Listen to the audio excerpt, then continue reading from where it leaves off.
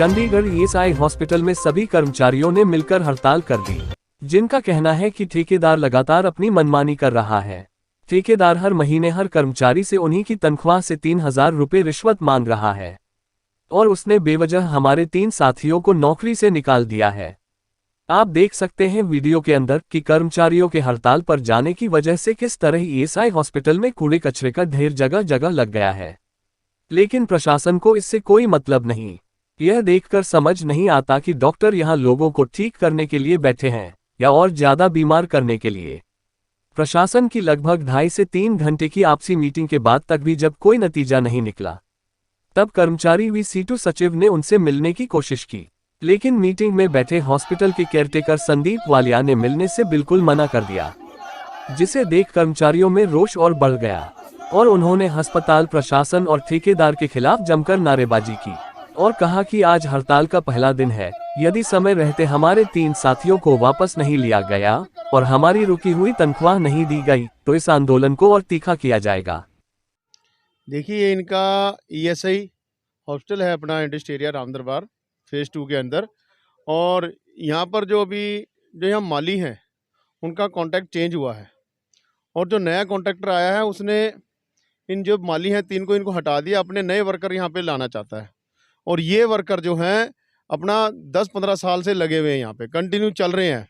इससे पहले भी कई कॉन्ट्रैक्टर आए पर इन वर्करों को कभी नहीं छेड़ा गया, पर ईएसआई प्रशासन बार बार ऐसी हरकतें करता रहता है, जो बहुत ही गलत बात है। क्योंकि किसी का रोजगार जाना जिसको इतने साल हो गए, तो उस पर तो फिर कर्मचारी जो यूनियन है वो एक्शन लेगी। आज रामदरबार के ईएसआई हॉस्पिटल के अंदर कोऑर्डिनेटर हूँ मैं अपना कोऑर्डिनेशन कमेटी से, गुरचरण सिंह। तो आज इनका ये मसला हमारे आगे आया था 2-4 दिन पहले। हमने उस टाइम भी जो कॉन्ट्रैक्टर उससे बात की थी यहाँ पे कि आप ऐसा मत कीजिए, जो वर्कर हैं ये ऑलरेडी चल रहे हैं, आप इनको चलाइए। और यही हमने जो इनका ईएसआई प्रशासन है उनसे ही बात की थी हमने जाके कि आप ऐसा ना कीजिए, तो पर उनका कोई संतुष्टजनक कोई जवाब हमें नहीं मिला, जिसकी एवज में इनको हमने एक दिन पहले नोटिस दिया था कि भी आपने अगर इस चीज़ पे एक्शन नहीं लिया तो फिर यूनियन अपना एक्शन लेगी। तो आप देख सकते हैं आज जॉइंट एक्शन कमेटी ने, ईएसआई की जॉइंट एक्शन कमेटी ने ये फैसला लिया कि हम इस चीज़ पे हड़ताल करेंगे कुछ टाइम के लिए। और हमारी अब भी यही डिमांड है, हमारी मांग है, अपील है ये ईएसआई प्रशासन से कि उन कर्मचारियों का रोजगार ना जाए, उनके बच्चों के बारे में सोचा जाए, नहीं तो हम फिर अपना हड़ताल में मजबूर होंगे। हड़ताल आज से शुरू हुई है। ठेकेदार की जो तानाशाही रवैया है वो उसके खिलाफ चल रही है कि ठेकेदार से इन लोगों ने बात किया और ठेकेदार इनसे पैसे मांगता है। इस वजह से ये लोग आक्रोश में यहाँ खड़े हैं और हमें लगता है कि कहीं न कहीं हॉस्पिटल की नाकामी भी इसमें आ रही है और हम इस वजह से उनको चेतावनी देने के आए हुए हैं। अगर सही समय पे अगर इनकी मांगें नहीं पूरी हुई तो हम जोरदार हड़ताल करेंगे। कोई भी ठेकेदार आता है, उनको हर साल की ये दिक्कत है।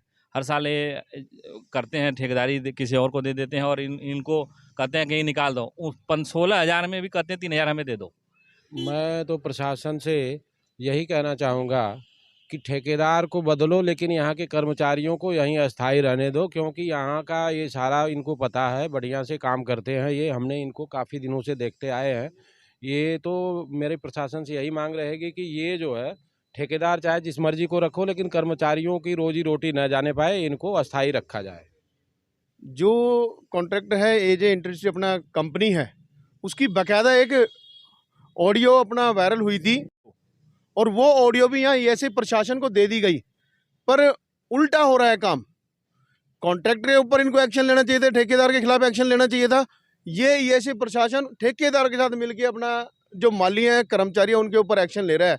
तो कहीं ना कहीं ये साबित होता है कि भाई ठेकेदार और प्रशासन की मिली भगत चल रही है। तो इस चीज़ का हम विरोध करेंगे और ईएसआई से डिमांड करेंगे कि ऐसे कॉन्ट्रैक्टर को ब्लैक लिस्ट किया जाए। ऐसे का इनका जो टेंडर कैंसिल होना चाहिए, इनका लाइसेंस भी कैंसिल होना चाहिए, क्योंकि ये वसूली का धंधा चल रहा है। आज ठेकेदार के द्वारा चंडीगढ़ के अंदर एक गुंडा राज चल रहा है। हर डिपार्टमेंट के अंदर जो ये अपना वसूली करते 3-3 हज़ार रुपये वर्कर आज देगा इनको। क्यों देगा वर्कर, जब बाकायदा और एक और अपना एडवाइजर साहब की गाइडलाइन जारी हुई थी कि कॉन्ट्रैक्टर चेंज होगा, कर्मचारी कोई चेंज नहीं होगा। पर आज लगता है कि एडवाइजर साहब से ऊपर ये जो ठेकेदार हो गए और ये ऐसे प्रशासन हो गया। संजीव कुमार है सर उसका नाम, और वो कहता है हम मैनेजर हैं, कहने मतलब कंपनी के मैनेजर हैं। वो हर महीने सर 3,000 रुपये की मांग कर रहा है, कह रहा है 3,000 जब तक दोगे नहीं, जब तक हम आपकी पेमेंट नहीं करेंगे। अभी अक्टूबर और नवंबर की सर पेमेंट नहीं आई हमारे लोगों की। 15 दिन की पेमेंट करी है, उसके लिए एवज में कह रहा है मुझे 1,500 रुपये पहले दिया जाए, उसके बाद आपकी पेमेंट अक्टूबर की करेंगे, अदरवाइज नहीं करेंगे सर। जी 2 महीने की रुकी हुई है। अंदर प्रशासन से भी हमने सर डेली कहने मतलब 10-15 दिन हो गए सर, कंटिन्यू उनके से जाके मिलते हैं और बस वो कहते हैं फाइल चल रही, कार्रवाई चल रही है। अभी तक कोई कार्रवाई नहीं हुई सर। और हमारे को 1 दिसंबर से मना कर दिया कि आपका कहने मतलब कॉन्टैक्ट चेंज हो गया, कहने मतलब हटा दिया गया है आपको, आप काम नहीं कर सकते सर। और हमारी बायोमेट्रिक भी बंद ब्लॉक करा दी गई सर। नगेंद्र कुमार जी। हमें पता लगा है कि जो ईएसआई प्रशासन है वो ठेकेदार के साथ मिलके जो 3 हमारे साथी हैं, जिनमें 2 माली हैं और एक बार्बर है शायद, उनको निकाल दिया है। पहले ठेकेदार ने डिमांड की कि 3,000 रुपये हमको अपने महीने की तनख्वाह में से दो। जैसा पहले साथियों ने बताया है कि जिनको 15-16 हज़ार रुपये मिलते हैं, अब हर महीने 3,000 रुपये देना कोई इतना आसान नहीं है। और एक पैसा भी रिश्वत के नाम पे क्यों दिया जाए? वर्कर को मिनिमम वेज मिलता नहीं, तमाम समस्याएं हैं, रहने की समस्या और दूसरी बातें हैं। तो 15,000 में गुजारा नहीं होता है, 3,000 रुपये ठेकेदार को कहाँ से दें? अब ठेकेदार कहता है कि अगर 3,000 रुपये आप हमें महीने का नहीं देंगे तो हम आपको तनख्वाह नहीं देंगे। तो हमारी प्रशासन से ये अपील है, ईएसआई प्रशासन से, कि ये इनके साथ ठेकेदार के साथ जो मिली भगत है वो बंद करें और हमारे साथियों की तनख्वाह जो बकाया है वो दिलवाएं और उन साथियों को दोबारा वापस ड्यूटी पर लें।